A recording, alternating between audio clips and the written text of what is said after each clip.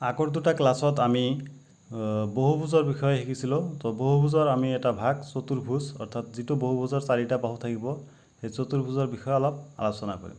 তো প্ৰথমতে আমাক জানি পাব লাগিব যে চতুৰ্ভুজ কাক কয়। তো চতুৰ্ভুজ হ'ল চাৰিটা বাহুৰে আগুৰা ক্ষেত্ৰক চতুৰ্ভুজ বোলা হয়। তো মই ইয়াতে এটা চতুৰ্ভুজ আঁকি দিছোঁ, এ বি চি আৰু ডি। তো আমি আগৰ পৰাই জানো যে চতুৰ্ভুজ এটাৰ চাৰিটা অন্তকোণৰ যোগ 360 ডিগ্ৰী। এইটো কেনেকৈ ওলাব লাগে? আমি বহুভুজৰ অন্তকোণৰ সমষ্টিৰ যিটো ফৰ্মুলা n-2 ইনটু 180 ডিগ্ৰী, এইটো ফৰ্মুলা আমি আগৰ পৰাই জানো। তো n মানে কি আছিল? বাহুৰ সংখ্যা।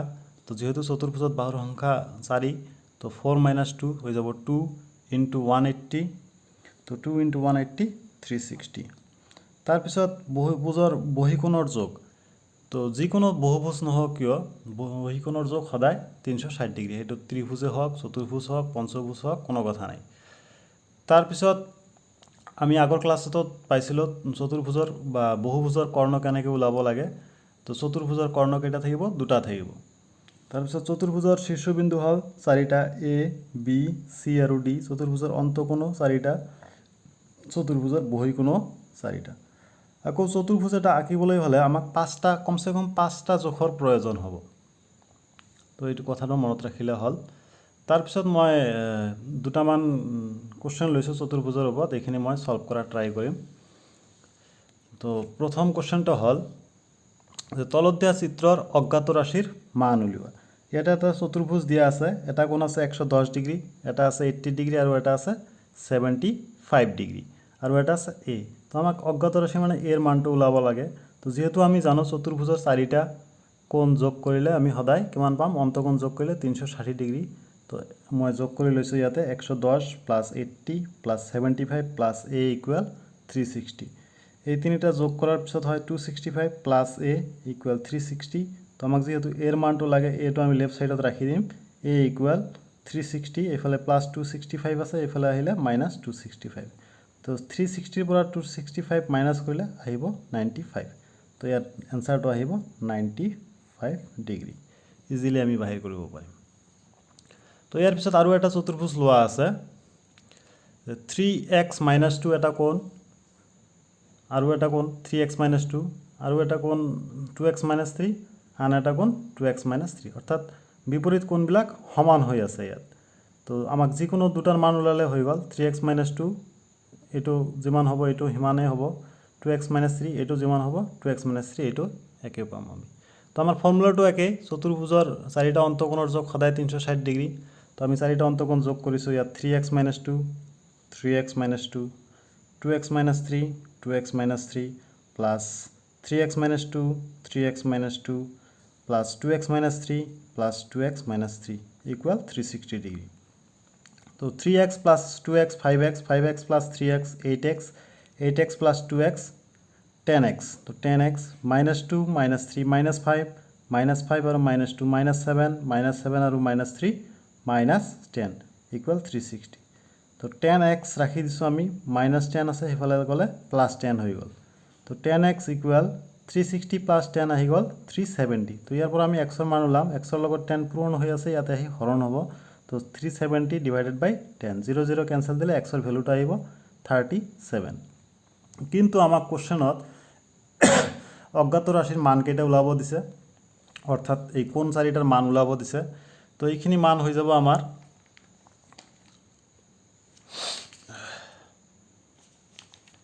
এইখিনি মান এতিয়া আমি বাহিৰ কৰি ল'ম। ইয়াতে জাগা কম হৈ আছে, তো মই বেলেগ এটা অপশ্যন লৈছোঁ। তো প্ৰথম কোণটো কিমান আছে?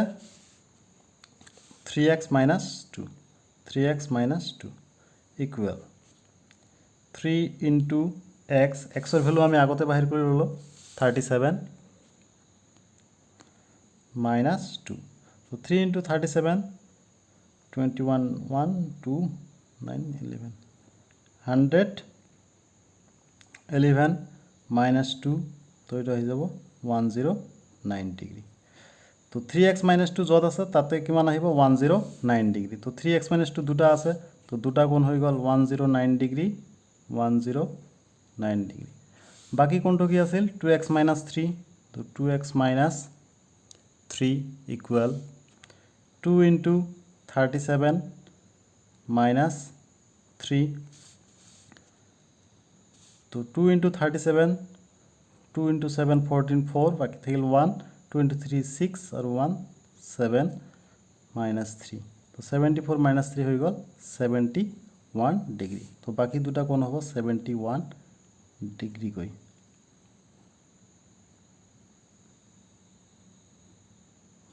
তো এতে আমি যদি চারিটা কোণে যোগ করে চাও 360 হব কিন্তু 109 plus 109 plus 71 plus 71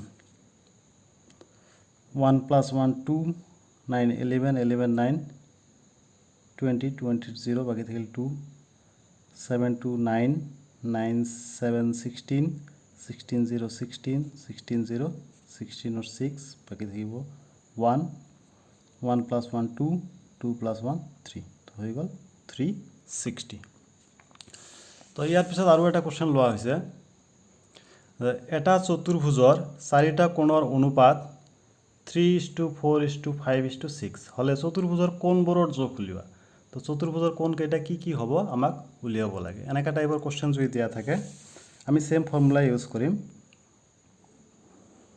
আমি প্ৰথমতে কোশ্চেন কেইটা ধৰিলাম অনুপাতটো কিমান দিয়া আছে 3 4 5 6 তো আমি 3x 4x 5x আৰু 6x হিচাপত ধৰিলাম কোণ কেইটা হল 3x plus 4x plus 5x plus 6x অনুপাতটো দিয়া আছে 3 4 5 6 তো আমি এনেকে ধৰি লৈছো তো চাৰিটা অন্তকোণ যোগ কৰিলে কিমান হয় 360 তো ইয়াতে আমি সমীকৰণটো সলভ কৰি চাও 3 plus 4 7 7 plus 5 12 12 plus 6 18 তো হৈ যাব 18x equal 360 তো x equal 360 divided by 18 18 দিয়ে 36 ভাগ করলে 2 0 আছে 0 তো therefore x এর ভ্যালুটা আহি গল 20 কিন্তু আমার অ্যাঙ্গেল কেটা কি আছে 3x প্রথমটো তো 3x হয়ে যাব 3 into 20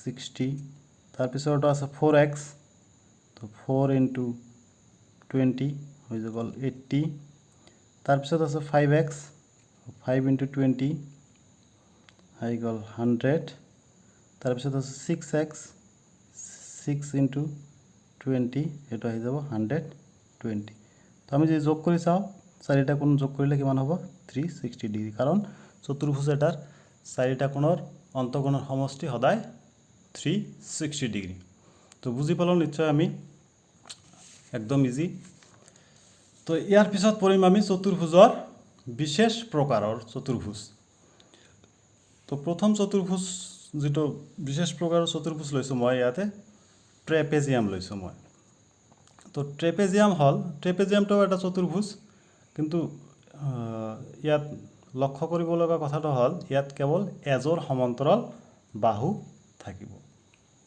তো মই ইয়াত আঁকি লৈছো এটা যে যি চতুৰ্ভুজৰ এজৰ সমান্তৰাল বাহু থাকে সেইবোৰ চতুৰ্ভুজক ট্ৰেপেজিয়াম বুলি কোৱা হয় ইয়াতে ট্ৰেপেজিয়াম আঁকি লৈছো মই এ বি সি ডি ইয়াতে প্ৰথম কথা বুজি পাব লাগিব সমান্তৰাল বাহু কি সমান্তৰাল বাহু হল এজৰ বাহু যিবোৰক অহিমলৈকে বৰাই দিয়া থাকিলে বৰাই দিলে কেতিয়াও কটাকটি নকৰে অৰ্থাৎ ইহঁতৰ অনুৰূপ বাহু দুটাৰ মাজৰ দূৰত্ব সদায় সমান তো মই যদি ইয়াত আঁকি লওঁ ইয়াৰ অনুৰূপ বাহুবিলাকৰ দূৰত্বৰ মাজত দূৰত্বটো সদায় সমান বা ফিক্স থাকে কেতিয়াও কটাকটি নকৰিব তো আমি যেটো চতুৰ্ভুজ লৈছো ট্ৰেপেজিয়াম লৈছো এ বি সি ডি ইয়াতে এডি বাহু আৰু বিসি বাহু যদি আমি বৰাই দি থাকো কেতিয়াবা কটাকটি হৈ যাব কিন্তু এ বি সমান্তৰালকৈ সিডি বা ডিসি অঙ্কন কৰা হৈছে যাতে এ বি আৰু ডিসি অহিমলৈকে বৰাই দিলেও কেতিয়াও কটাকটি নকৰে অৰ্থাৎ ইয়াত সমান্তৰাল বাহু হৈছে এ বি আৰু ডিসি বা সিডি তো ইয়াত লিখি দিয়া আছে এ বি সমান্তৰাল এটা সমান্তৰালৰ চিন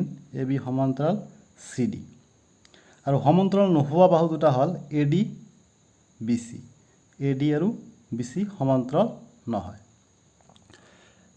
তাৰ পিছত ট্ৰেপেজিয়ামৰ বিষয়ে আৰু অলপ জানিব লগা কথা হল যে সমান্তৰাল নোহোৱা বাহুবিলাক যদি সমান হয় তাৰ মানে ইয়াতে কি আছে এডি আৰু বিসি সমান্তৰাল নহয় কিন্তু এডি আৰু বিসি যদি সমান হয় সেইটো ট্ৰেপেজিয়ামক সমদ্বিবাহু ট্ৰেপেজিয়াম বুলি কোৱা হ'ব। তাৰমানে ট্ৰেপেজিয়ামত এযোৰ সমান্তৰাল বাহু থাকিব, তাৰ পিছত যদি অসমান্তৰাল বাহু দুটা, অৰ্থাৎ ইয়াত চিত্ৰত মতে AD আৰু BC যদি সমান হয় তেন্তে সেইটো ট্ৰেপেজিয়ামক সমদ্বিবাহু ট্ৰেপেজিয়াম বুলি কোৱা হ'ব।